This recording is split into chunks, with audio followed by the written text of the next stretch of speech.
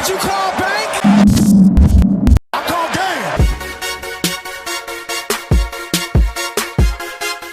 What's up, Pack Nation? It's Pack Gaming here. About a couple days ago, I made the biggest winners of the NBA trade deadline of 2018, and now we're gonna flip that video and we're gonna do the same thing, but for the losers of 2018. So there's only 3 teams in NBA 2K18 that their overall rating went down after the trade deadline.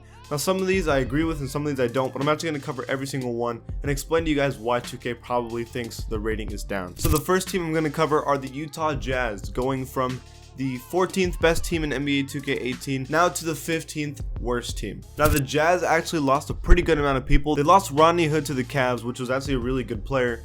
So they lost a pretty important piece to their team, even though he was injured a lot. And they also lost Joe Johnson. Now, Joe Johnson was on the team, I believe, and then he was traded to the Kings, and then now he's on the Rockets. So the Jazz basically lose 2 players, but they did gain someone back in all those trades, and that was Jay Crowder. So they lose Rodney Hood and Joe Johnson and pick up a player that was barely better than Joe Johnson rating wise. Now, Jay Crowder was great on the Celtics, and I hope he does good on the Jazz because he just couldn't mesh with the Cavs, dude. I feel like the Jazz seems more of like his style of play, so more of like a team basketball culture. So he probably will succeed here. Hopefully he does. He's only 27.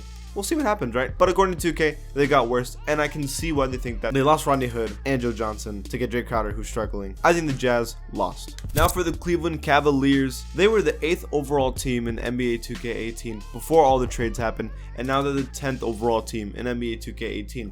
Now, Cleveland did like an insane amount of trades, and we're actually gonna go through all of them and explain probably why 2K thinks they're worse. I guess we'll just go in order. So they pick up Rodney Hood from the Jazz, a 79 overall shooting guard. They pick up Larry Nance Jr. from the Lakers, a 79 power forward. They gain Jordan Clarkson, 78 overall from the Lakers. George Hill, 77 overall from the Kings. And they lose Isaiah Thomas to the Lakers, Channing Frye to the Lakers, Jay Crowder to the Jazz, Derrick Rose to the Jazz, but Derrick Rose is a free agent, kind of. Iman Shumpert to the Kings. And finally, Dwayne Wade is back home in Miami. So, when you this is what I think. This is why 2K believes they got worse, because I actually believe they got better. After seeing last night, after playing the Celtics, they did a really good job. They're playing the best basketball I've seen Cleveland play in a long time.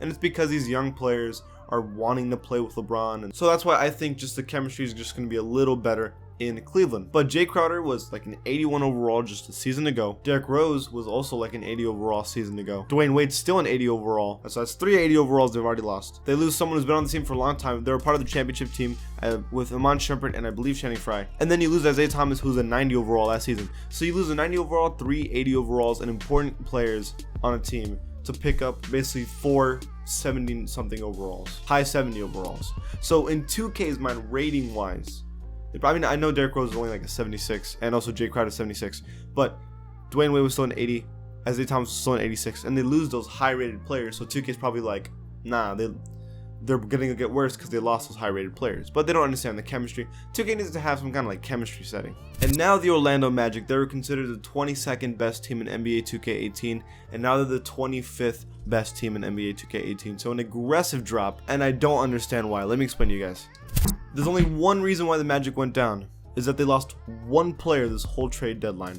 One dude. And that was Elfrid Payton at 77 overall. So just because he lost 177 overall, your team goes down 3 overalls. Sure, 2K. So there's Elfrid Payton playing for the Suns. And now the Magic are even worse than they ever were before. The Magic have actually lost a lot. You don't really think about it that much, but they lost Elfrid Payton, Oladipo. I mean, imagine if Oladipo was still on this team. You have Aaron Gordon, Evan Fournier, who's doing better, Nikola Vucevic, even though he's injured right now. And then you would also have Elfrid Payton.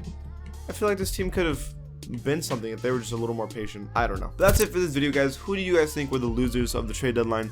Leave it in the comments below. If you like my channel, please give my channel a sub, and I'll see you guys next time. Did you call bank?